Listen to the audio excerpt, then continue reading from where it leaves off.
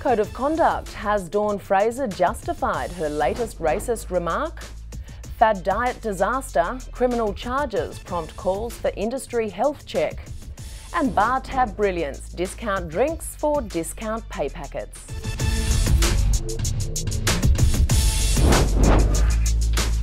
Hello and welcome to Backlash, the show where opinions matter the most and controversy is king. And with me in the studio every week are the women who say it how it is, Rendezvous editor Sarah Lamarquand and news.com.au's Melissa Hoyer. Ladies, a very warm welcome to you both. Let's get straight into our first topic for discussion. And Olympic gold medalist Dawn Fraser has been drowned in criticism this week after making what most people deem racist comments about young Aussie tennis star Nick Kyrgios. Albeit Kyrgios did have an international-sized temper tantrum in front of an international audience, Dawn's calls for him to go back to where his parents came from angered many.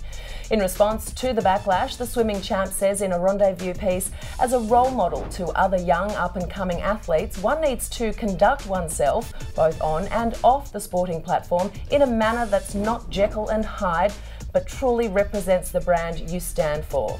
Well, to me, this comment seems rather hypocritical, does it not, Sarah?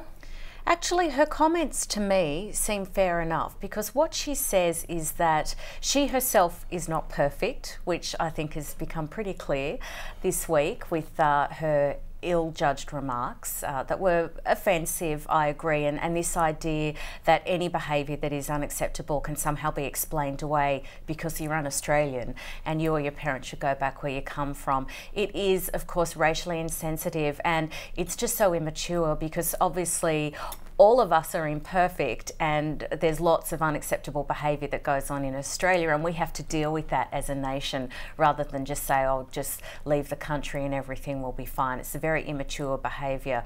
But Dawn Fraser's remarks today are right on. She says you have to conduct yourself in a manner befitting your country. It's a privilege to represent an Australia, your country, at an elite level, and that brings with it certain responsibilities. And she's very clear to point out that she's actually not talking about ethnicity, but what she's saying is all players have to be mindful of the way that they treat officials, fellow players, and the general public. And I don't think anyone could really disagree with that. Temper tantrums are unacceptable, and just because Dawn Fraser compounded it, the issue with her racist remarks doesn't dissolve the issue that his temper tantrum was unacceptable. All right, well, Dawn Fraser goes on to say, as far as cultural diversity in sport is concerned, it only goes to strengthen what Australia has to offer the rest of the world. She says ethnicity has no bearing on how you choose to behave in the game, but your behaviour towards officials, competitors, spectators, as Sarah just mentioned, weighs heavily on whether or not you should be representing your country. So has Dawn's code of conduct call justified and excused her racist remarks, Mel? Yeah, I think she's sort of avoiding it. This is it. I mean, what she's saying now, no question, we all agree with. Of course, if you are representing your country as an Australian, or whatever country you're from, of course, you need to do it with a sense of national pride, with integrity, manners and all that. But I think what we are avoiding here is the fact that this sort of casual racism that we did see, unfortunately, in the interview that Dawn gave. It may have just been an off-the-cuff comment about, yeah, he should go back to where he came from if he wants to continue behaving like that. But maybe the journalist who asked the question on the Today Show, hi Carl, maybe Carl should have said, hang on, Dawn, hang on, what did you just say? That maybe it was up to him to really pull Dawn up. She is an icon, and I think we do get a bit scared about pulling up our national icons when they do say or do something that isn't quite right. So, you know, I think that I don't like what she said, and we all can agree with that. We do agree with the fact that, yes, Australian athletes have to represent us at a certain level, But I think that the racism card hasn't really been dealt with as much as it could have been. All right, our next topic now, and a Sydney naturopath has been charged with grievous bodily harm after telling a mother to cease medical and dermatological treatment for her baby boy's eczema. Instead, Marilyn Bodner advised the mother to put the child on a fluid diet and restrict his food intake. After almost dying and spending a month in the Westmead Children's Hospital, police allege the child now has developmental issues.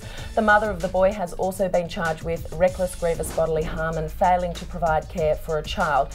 But some say the police have gone too far in laying charges on the naturopath, that the responsibility of the child lays only with his mother. But as consumers, we trust what these so-called experts have to say. In my view, this is nothing other than blatant child abuse by both women. What do you think, Sarah? Absolutely, it is child abuse and it's child neglect, and this poor child was failed by both of those alleged adults who should have had his welfare at heart. And look, advising anyone to shun mainstream medical attention it's so dangerous and it's so unnecessary. Why not pursue complementary therapies as just that, complementary to other medical services and treatments that are available? No, I don't think the naturopath should be let off the hook. The mother's culpability is concurrent to a so-called health expert's culpability as well. I see you have failed your profession. What if you were a doctor and you gave advice that led to a child potentially developing developmental issues and long-term health problems? We would all agree that that doctor had failed in their duty of care. Well, so has this naturopath.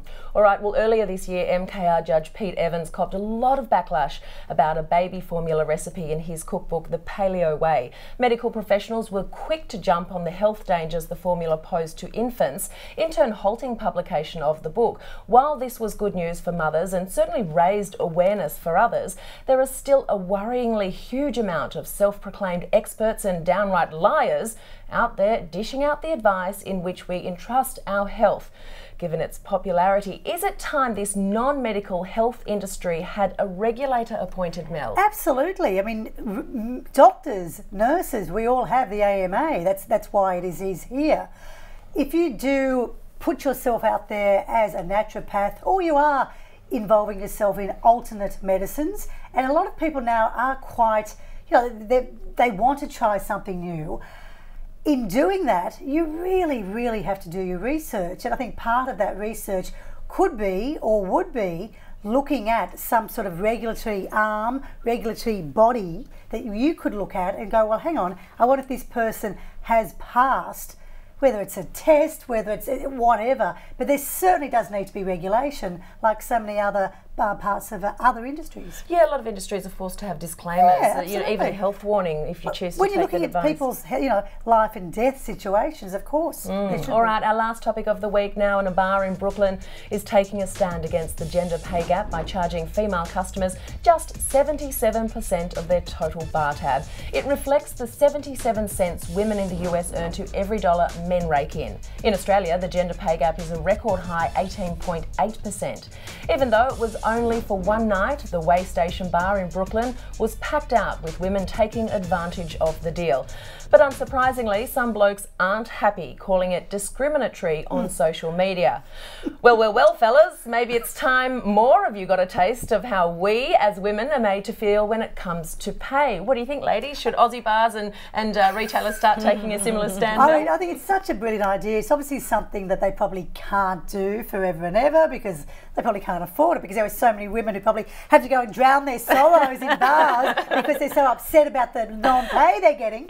But a great initiative, even if it was only for one day, maybe it will be the start of something else. Oh yes, no, I mean my heart bleeds for these poor men. Oh, fellas, you had to deal with a discriminatory pay gap for one night. We should be so lucky. So yeah, drown your sorrows, ladies, and bottoms up to the guys. Yeah.